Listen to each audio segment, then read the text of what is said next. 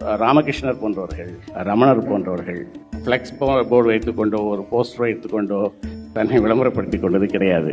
ஆனால் நீங்கள் அவற்றை செய்கிறீர்கள் அல்லது செய்கிறவர்களை ஊக்குவிக்கிறீர்கள். ரமணர் ஃப்ளெக்ஸ் போர்டு போடல என்னத்துக்குன்னா அப்போ ஃப்ளெக்ஸ் இல்லை. புத்தர் ஒரு கிராமத்துக்கு 40 வருடம் சுற்றினாங்க.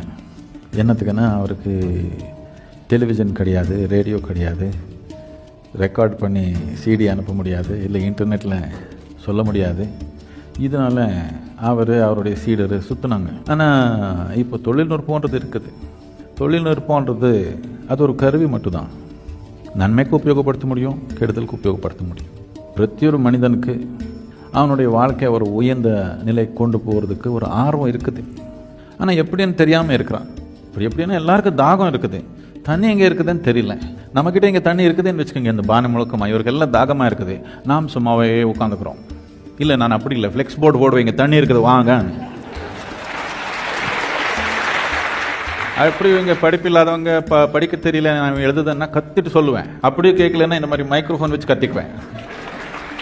என்னத்துக்குன்னா தண்ணி இருக்குது, தாகமாக இருக்கிறவங்க சும்மா சுற்றி அலைஞ்சே இருக்கிறாங்க, சொல்லாமல் உட்காந்து அதே ஒரு பெரிய குற்றம் தானே.